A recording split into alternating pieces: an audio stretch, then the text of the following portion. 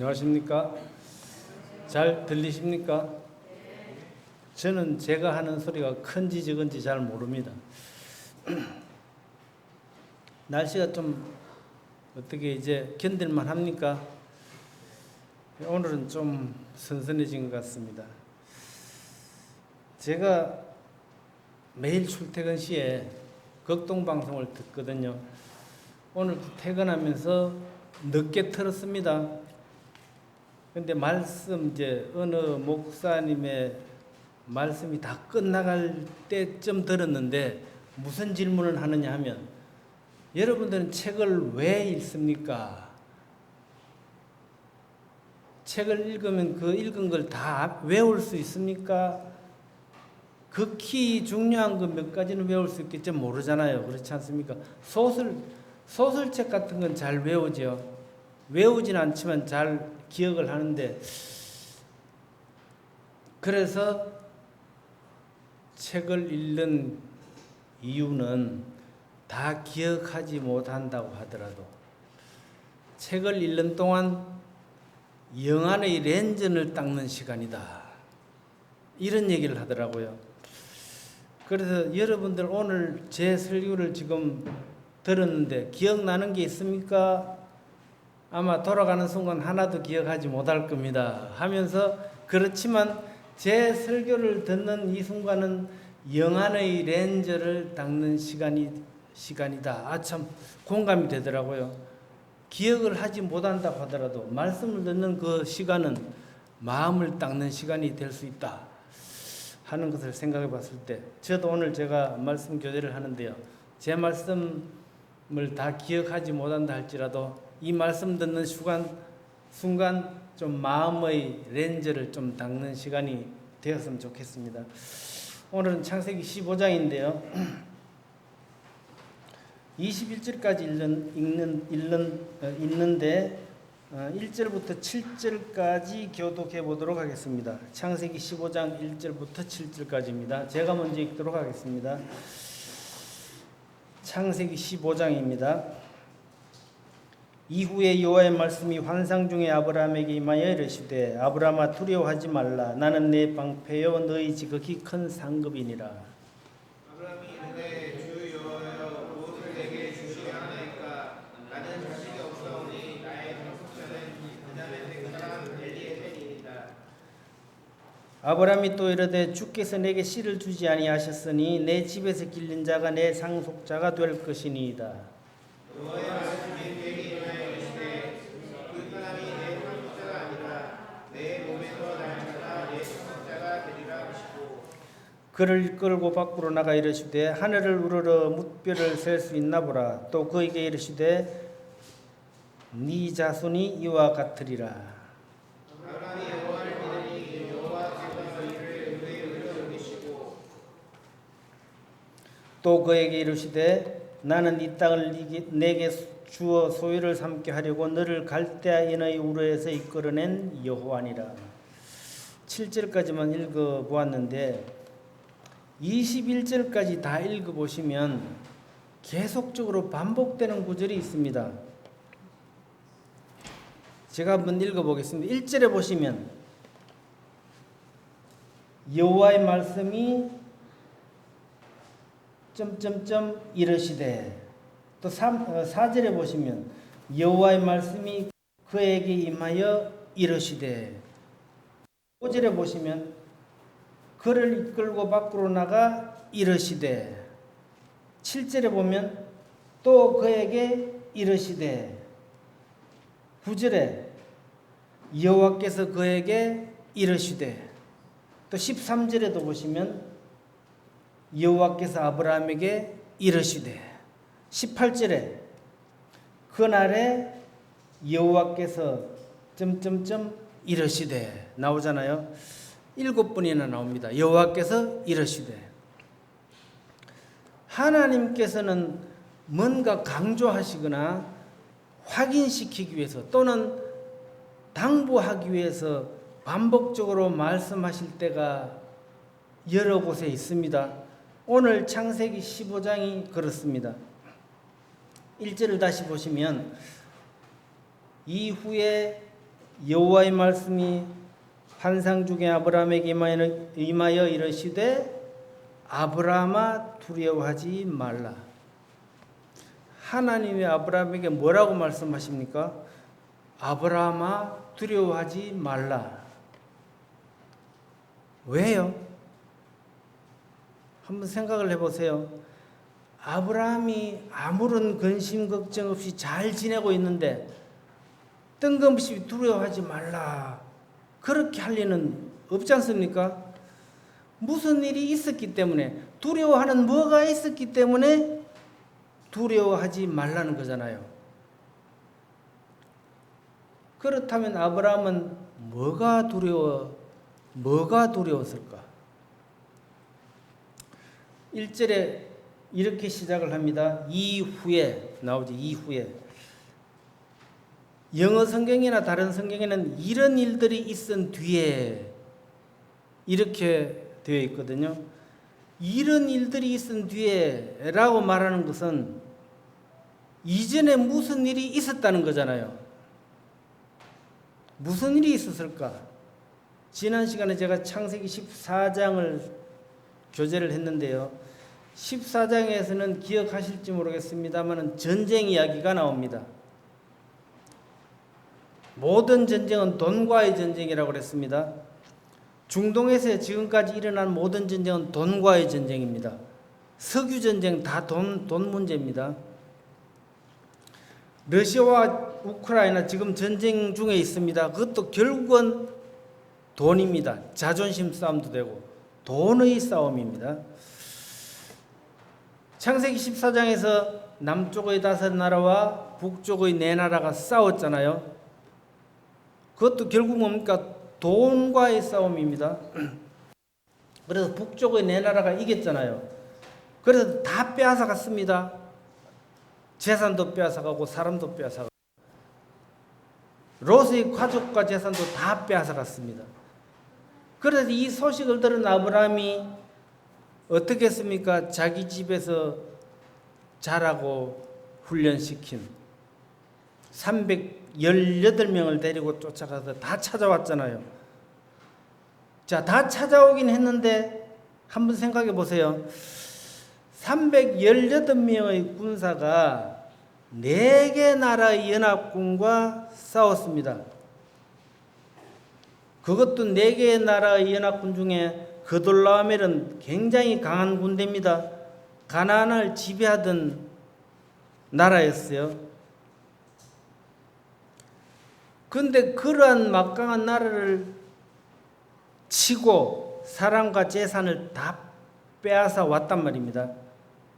정확히 말하면 싸워서 이겼다기보다는 무방비한 상태로 잠을 자고 있는 틈을 타서 기습을 했던 거죠. 사실 하나님이 붙여주신 겁니다.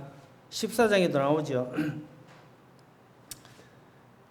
북쪽의 4개의 나라가 아니라 1개의 나라와 싸운다 해도 아브라함은 사실은 상대가 안 돼요.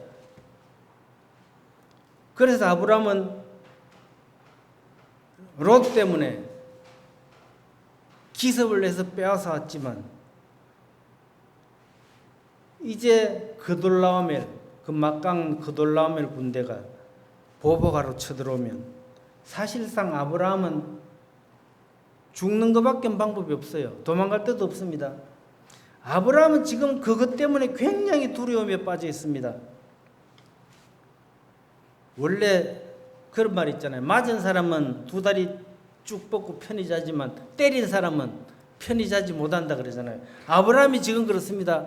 빼앗아 왔지만, 싸워서 이기고 빼앗아 왔지만 지금 불안에 떨고 있어요.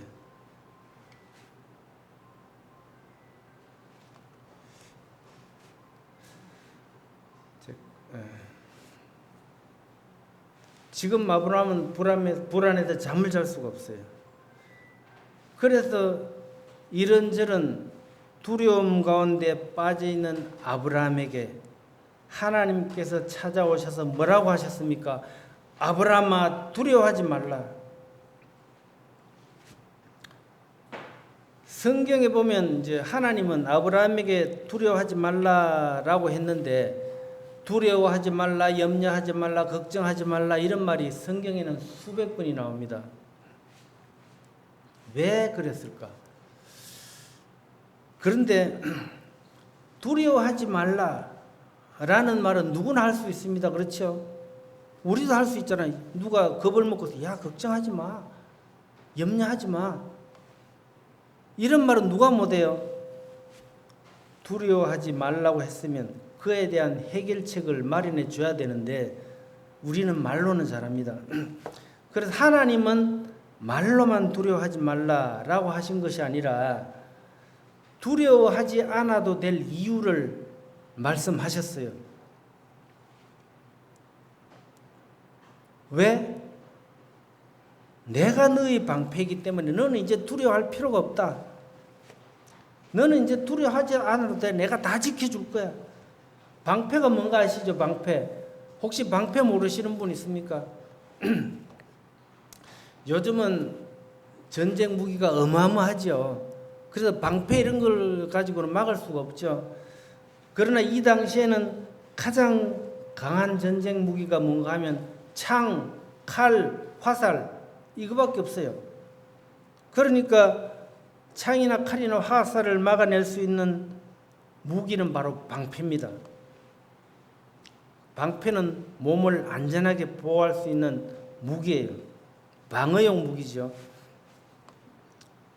바로 하나님이 내가 너의 방패다. 너를 공격하는 그 어떤 것이라도 내가 막아주겠다. 그러니까 이제 아무 걱정하지 마. 가만히 생각해 보세요. 내 입장에서는 방패가 막아주기 때문에 좋아요, 안전하고. 그런데 방패의 입장을 생각해. 방패의 입장. 방패는 뭡니까? 창이나 칼이나 화살을 쏘면 누가 맞아요? 방패가 맞아요. 방패가 다 맞아요. 하나님은 바로 내가 너의 방패다. 네가 받아야 될 모욕과 수치, 멸시와 천대 내가 다 받아줄게. 심지어는 네가 죽음을 두려워하고 있느냐, 그 죽음의 두려움도 내가 막아줄게. 이것이 방패입니다. 하나님이 방패 되어주신 것. 이 세상에 그 어느 누구도 나의 방패가 되어줄 수가 없습니다. 어느 정도는 나를 막아줄 수는 있겠죠. 그런데 죽음은 어느 누구도 막아줄 수 없습니다. 자식을 가장 사랑하는 부모도 죽음은 막아줄 수가 없습니다. 그런데 우리의 죽음까지도 막아주신 분이 있습니다. 누굽니까? 하나님. 바로 예수 그리스도. 내가 너의 방패다. 내 대신 죽어주시죠. 자, 이제 하나님은 아브라함에게, 두려움에 떨고 있는 아브라함에게 오셔서 아브라함아 두려워하지 말라 하면서 당장 아브라함을 지켜주기 위해 강한 군대를 만들어 주지도 않았습니다. 튼튼한 성을 만들어 주지도 않았습니다. 그리고 아브라함이 안전하게 정착해서 살 수 있는 땅도 아직 주시지 않았습니다. 지금 아브라함은 아무것도 없어요. 하나님이 아브라함에게 주신 것은 그 어떤 것이 아니라 하나님 자신이 아브라함의 방패가 되어 주신다는 것입니다. 마찬가지로 우리도 마찬가지죠. 우리의 가장 든든한 방패가 하나님이라고 하셨습니다. 아브라함에게 하신 말씀이 바로 나에게 하신 말씀이잖아요. 나의 방패가 되어주시는 하나님이 계시는데 우리는 어떻습니까? 조그만 무슨 일이 생기면 불안에 떨고 걱정하고 염려하고 근심하고 그렇지 않습니까? 당장 아무것도 없고 뜻대로 되는 것도 없고 내 앞에는 미래도 보이지 않고 그래서 때로는 막막하고 두렵고 염려가 있습니다. 어떤 사람이 이런 말을 했습니다. 인간의 출생은 죽음을 향한 첫걸음이다. 맞죠? 출생하는 순간부터 죽음을 향해 가고 있습니다. 인생은 남녀노소를 막론하고 부자나 가난한 자나 잘난 사람이나 못난 사람이나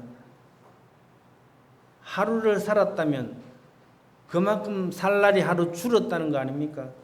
그러기 때문에 사람들은 죽음을 두려워하는 것입니다. 죽음을 향해 가고 있는 우리 인생들이 과연 이 세상에서 무엇으로부터 보호를 받을 수 있을까? 우리는 영원히 살 것처럼 부와 명예, 돈을 얻기를 원합니다. 그것이 내 인생을 보호해 줄 것처럼. 그렇지 않습니까? 그런데 하나님께서는 내가 너희 방패다. 하나님보다 더 완전한 방패는 없는 것입니다. 그러나 우리는 당장 눈앞에 보이지 않으니까 든든한 하나님의 방패가 있음에도 불구하고 불안합니다. 우리는 감각이 없어요. 그러나 하나님의 방패는 뭡니까? 결론적으로 말씀드리면 죄에 대한 심판으로부터의 방패도 되시고 이 어두움의 세상 유혹으로부터의 방패도 되시고 그리고 마지막으로 뭡니까? 죽음의 두려움으로부터의 방패도 되시는 겁니다. 그래서 나는 내 방패다. 두 번째 하나님 뭐라고 말씀하셨습니까? 나는 너희 지극히 큰 상급이니라. 상급이 뭡니까? 상급은 히브리어로는 대가라는 뜻이라고 해요. 그런데 영어 성경에 보니까 보상이라는 말입니다. 상급은 그러니까 대가, 상급, 대가, 보상 같은 말이죠. 그런데 이 상급이나 대가나 보상은 그냥 주는 게 아니잖아요. 우리가 무슨 대회 나가서 좋은 성적을 거두면 포상을 받고 상장을 받고 상금도 받고 하잖아요. 그리고 내가 누구를 도와주었으면 그 대가를 받고 또 일을 하면 일한 대가를 받지 않습니까? 그래서 무슨 일에 대한 결과물로 주는 게 상급이고 대가고 보상입니다. 그런데 아브라함은 뭘 했길래 하나님으로부터 보상을 받는 걸까요? 아브라함은 상급을 받을 만한 일을 한 것이 없습니다. 단 한 가지 이후에 나오는데 미리 말씀드리면 여호와 하나님을 믿고 따른 것 그거 하나밖에 없어요.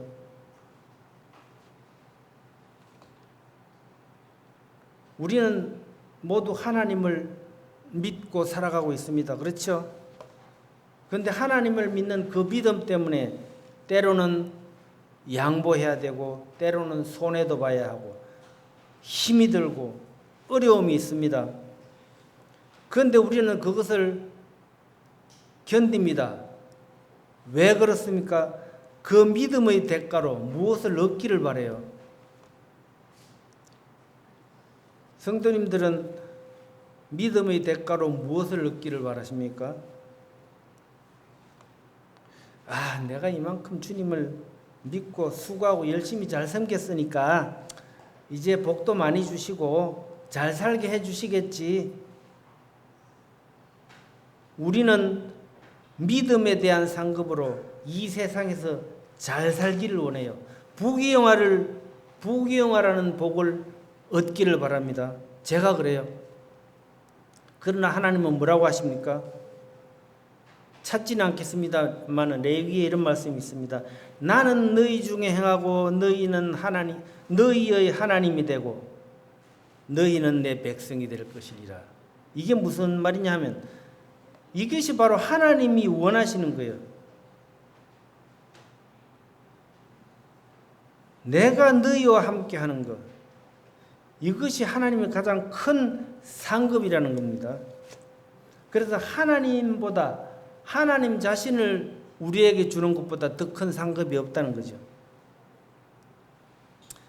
그렇기 때문에 하나님을 믿는 백성에게 말씀하십니다. 부유하게 사느냐 가난하게 사느냐 높으냐 낮으냐 그건 아무것도 아니라는 거죠. 이 세상의 부귀영화 좋은 겁니다. 좋잖아요.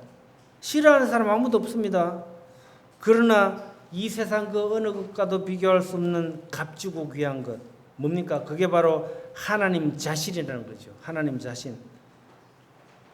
내가 너희 상급이다라는 말이 무슨 뜻인지 이해를 하시겠죠? 예를 들어 설명한다면 회사를 예로 든다면 회사에 내가 어떤 참 굉장히 회사에 도움을 주는 유익을 끼치는 큰 일을 했어요. 그래서 회장님이 기특하게 얘기하고 야 회사에 이런 이바지를 했으니까 너 포상금 1억 원을 주겠다. 또 넌 지금 과장이니까 부장으로 진급시켜 주겠다. 얼마나 좋은 겁니까? 좋은 거잖아요. 그런데 회장님이 그런 것 포상금이나 진급을 시켜주는 것이 아니라 야 오늘부터 넌 내 양자로 들어와. 이거보다 더한 포상금이 어디 있습니까? 바로 이런 말씀이에요. 내가 너희 상급이다라는 것은 내 자체가 너희 상이다. 내가 너와 함께한 이것보다 더 큰 상급이 없다. 이런 말씀입니다. 2절을 보시겠습니다. 아브라함이 이르되 주 여호와여 무엇을 내게 주시려 하나이까? 나는 자식이 없사오니 나의 상속자는 이 다메섹 사람 엘리에셀이니이다. 아브라함이 이르되 주 여호와여, 주 여호와여 이러면 주라는 단어가 나오죠. 주는 주인 주자잖아요. 주님, 나의 주시는 나의 주인 되시는 분을 주님이라 그러거든요. 그런데 이제 14장을 보시겠습니다. 14장 9절에 보시면 이런 말씀이 있습니다. 14장 9절에 보시면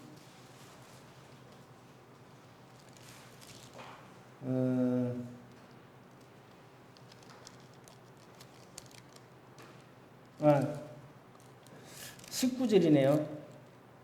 자, 그가 아브라함에게 축복하여 이르되 천지의 주제이시오 지극히 높으신 하나님, 천지의 주제이시오 지극히 높으신 하나님, 이것을 줄임말이 주님입니다. 그래서 아브라함은 주 여호와여 이렇게 부른 겁니다. 아브라함이 어떤 생활을 했습니까? 오직 하나님의 약속의 말씀을 믿고 의지해서 고향 갈대아 우르를 떠나 이곳까지 왔습니다. 가나안까지. 그리고 하나님께 많은 은혜를 입고 살아왔습니다. 그러나 계속적으로 아브라함에게는 마음에 걸리는 한 가지가 있었습니다.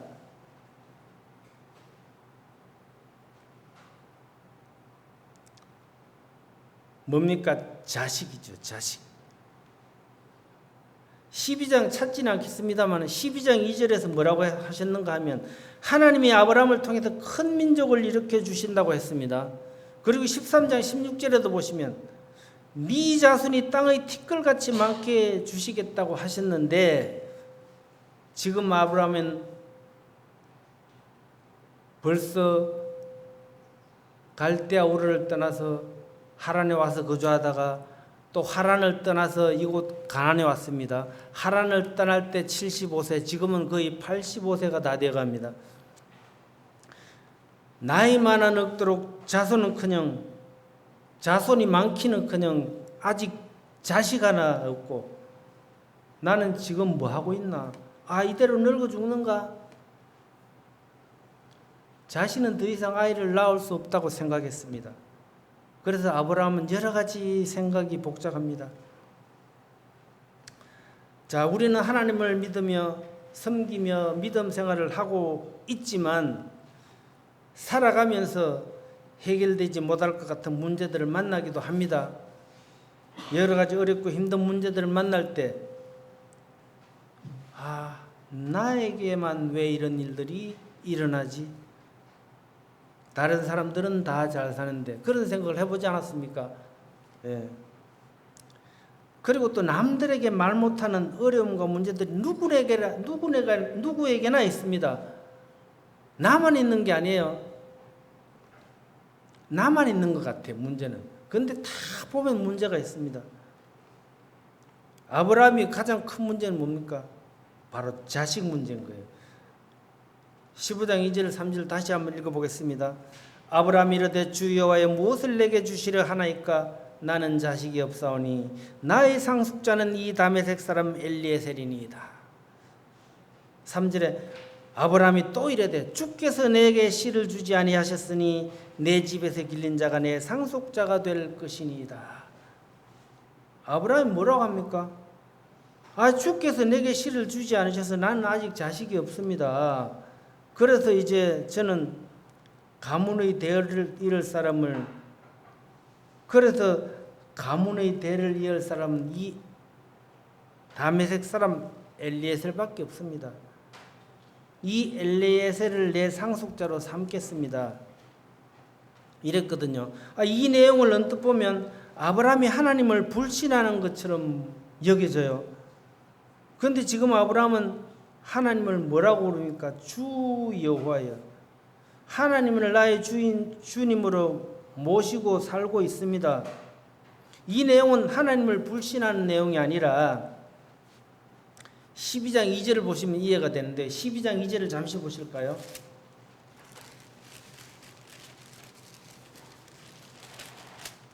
12장 2절에 보시면 하나님이 아브라함에게 이렇게 말씀하셨습니다. 내가 너로 큰 민족을 이루고 내게 복을 주어 내 이름을 창대하게 하리니 너는 복이 될지라. 내가 너에게 큰 민족을 이루어 주겠다고 약속했습니다. 그런데 네 몸에서 태어난 자식을 통해서 큰 민족을 이루게 해주겠다고는 말씀하지 않았습니다. 분명히. 그리고 13장 16절도 한번 보시겠습니다. 13장 16절에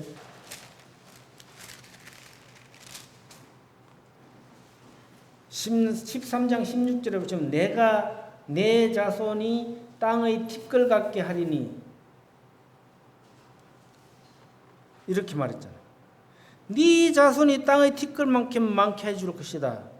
이렇게는 말씀하셨지만 너희 몸을 통해서 나올 자손이라고는 말씀하지 않았거든요. 이 무슨 말씀이냐 하면 옛날 고대 근동지방에서 이 당시에는 자식이 없는 경우나 혹은 자식이 있다고 하더라도 특별한 어떤 상황이 있을 때는 자식이 아닌 다른 사람을 양자로 입적시켜서 후계자로 삼는다고 해요. 그것이 허다했다고 합니다. 아브라함도 이러한 속에서 생활했습니다. 그래서 아브라함도 생각하기를 하나님께서 나에게 큰 민족을 이루게 하시고 나의 자손이 땅의 티끌같이 많게 해주신다고는 하셨지만 내 몸에서 태어난 자식이 아니고 양자를 통해서 그렇게 하시려나 보다 이렇게 생각을 했던 거예요. 왜냐하면 자기가 이미 늙었잖아요. 그렇게 생각을 했습니다. 그렇게 생각하고 하나님께 질문을 한 겁니다. 그러니까 하나님께서 뭐라고 대답하십니까? 4절에 여호와의 말씀이 그에게 임하여 이르시되 그 사람이 그러니까 엘리에셀이 네 상속자가 아니라 네 몸에서 날 자가 네 상속자가 되리라 하시고 그를 이끌고 밖으로 나가 이르시되 하늘을 우러러 묵별을 셀 수 있나 보라. 또 그에게 이르시되 네 자손이 이와 같으리라. 자, 12장과 13장에서는 네 몸에서 날짜를 통해서 자손이 번성하게 한다고는 말씀 안 하십니다. 그러나 오늘 비로소 15장 5절에 와서 4절에 와서 비로소 말씀하십니다. 너희 몸에서 날짜가 네 상속자가 되리라. 분명히 말씀하셨습니다. 그래서 이제 아브라함은 6절에서 이렇게 말합니다. 아브라함이 여호와를 믿으니 여호와께서 이를 그의 의로 여기시고 아브라함이 여호와를 믿으니 이 말씀을 잘 이해하셔야 돼요. 아브라함이 여호와를 믿으니 이 말의 의미는 그동안 하나님을 불신하고 있다가 지금 믿었다는 게 아닙니다. 아브라함이 여호와를 믿으니 이 말은 그렇군요, 이제 알겠습니다, 이런 의미예요. 그동안 하나님을 믿지 않고 있다가 믿었다는 게 아니에요. 그래서 이제 성경의 가장 핵심적인 말씀 주제가 바로 믿음으로 말미암아 의롭다함을 받는 것하는 것. 바로 그 핵심적인 주제가 바로 오늘 창세기 15장 6절에 이 말씀부터 시작되는 겁니다. 아브라함이 여호와를 믿으니. 그리고 하박국 2장 4절에 보시면 나오잖아요. 로마서에도 나오고 의인은 그의 믿음으로 말미암아 살리라. 하박국에 보시면 하박국이 왜 이런 말을 했는가 하면 그 당시 정말 의인은, 악인은 잘 나가고 의인은 핍박을 받고 정말 불공평하고 의인은 항상 핍박을 받고 멸시를 당하고 고통을 당하고 이러니까 하박국이 하나님께 부르짖었습니다. 하나님 왜 이렇습니까? 그러다가 결론적으로 이제 너무 기니까 말씀 안 드리고 하박국이 깨달은 건 의인은 오직 믿음으로 살 수밖에 없구나. 그것을 깨달은 거예요. 그래서 하박국 2장 4절에 보면 의인은 그의 믿음으로 말미암아 살리라. 6절에서 가장 중요한 단어는 뭡니까? 여기시고라는 단어입니다. 6절에 보시면 오늘 창세기 15장 6절에 여기시고 나오죠. 그 일을 그의 의로 여기시고라는 이 말씀의 뜻은 무슨 말인가 하면 실제로는 그렇지 않는데 그렇다고 인정해 준다는 겁니다. 무슨 말이냐 하면 실제로는 의롭지 않는데 의롭다고 인정해 주신다는 거예요. 아브라함이 실제로는 의로운 사람이 아닌데 믿음을 보고 의로 여겨 주셨다.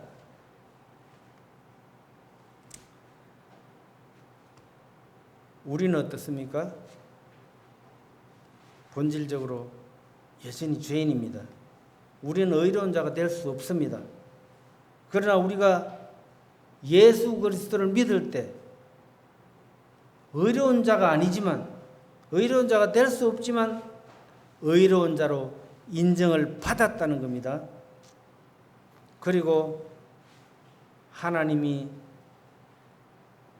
아브라함이 하나님을 믿었을 때 하나님이 아브라함의 방패가 되어주시고 상급이 되어주신 것처럼 동일하게 우리에게도 그렇습니다. 7절입니다.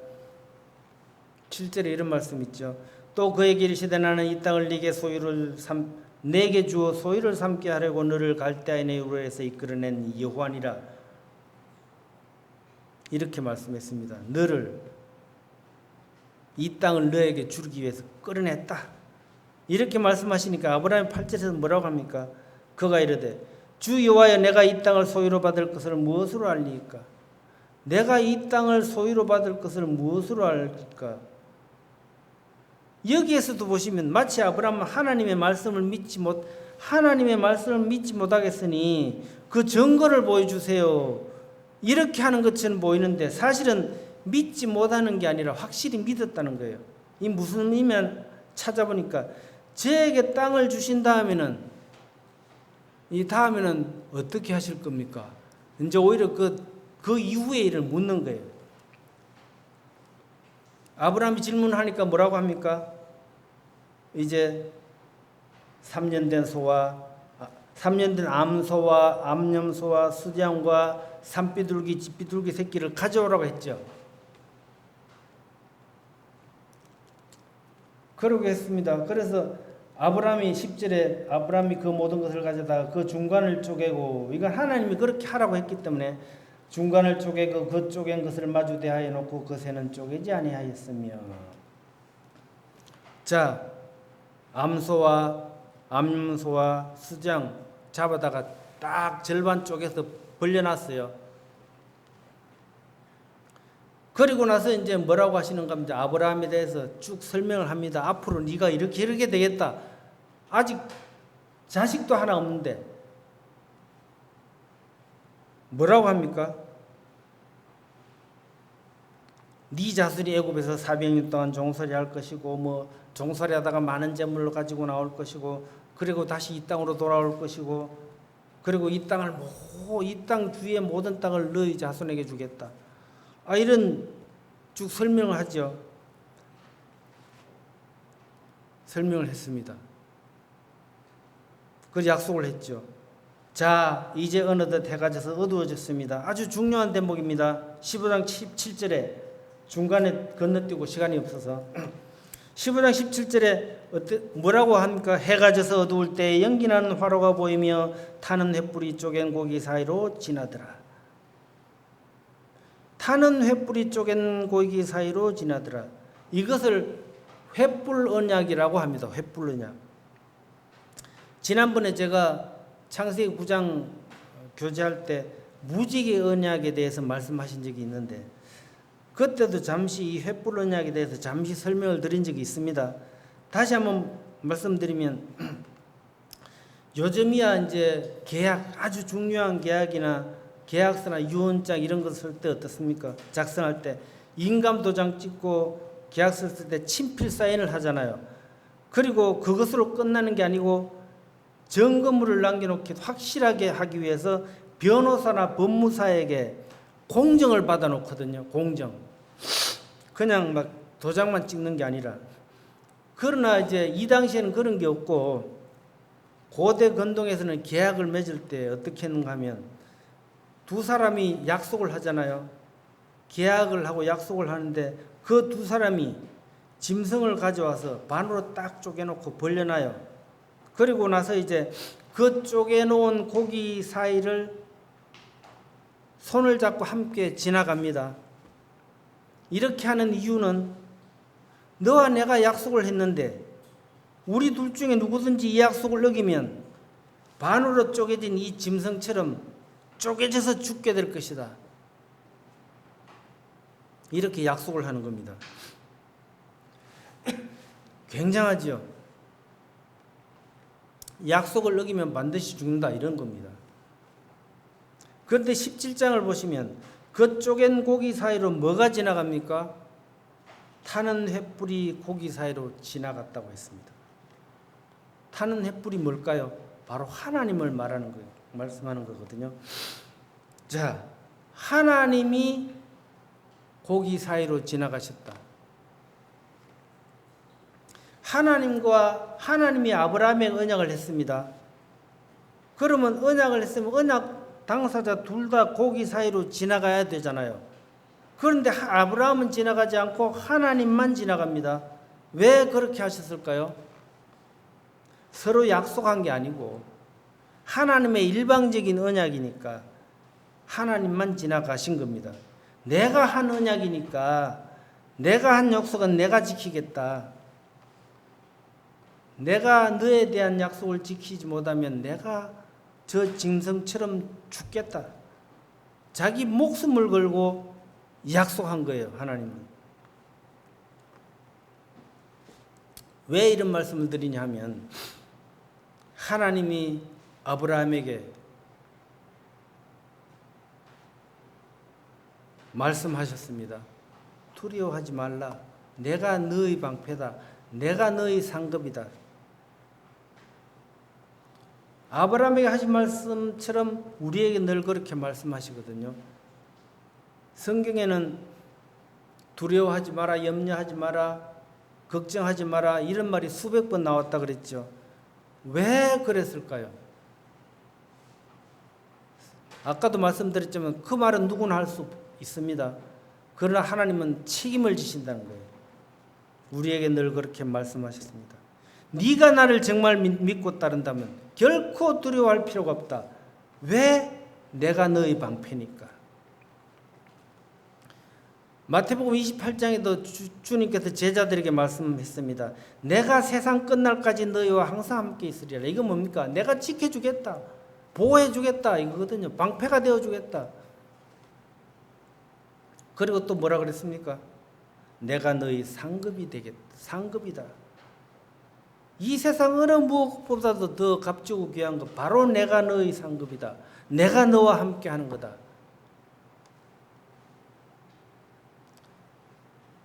이 세상 끝날까지 너와 항상 함께 하겠다. 이것이 하나님의 언약입니다. 네가 나를 떠나지 않는 한 나는 끝까지 너를 떠나지 않고 너의 방패가 되고 너를 지켜주겠다. 그렇게 말씀하셨는데 실제로 이스라엘은 어떻습니까? 무수히 많이 하나님을 배반하고 떠났습니다. 원망하고 불평하고. 그런데도 하나님은 버리지 아니하고 벌을 내리시지만 끝까지 지키고 보호해 주신 것을 생각할 때 하나님은 정말 자신의 목숨을 걸고라도 지키시는 분이고 그 증거로 바로 우리 주 예수 그리스도의 십자가의 사역, 십자가의 죽음을 통해서 끝까지 우리를 지켜주셨다는 겁니다. 이 약속은 내 목숨을 바쳐서라도 꼭 지키겠다. 하나님께서 말씀하셨습니다. 마치겠습니다. 감사합니다.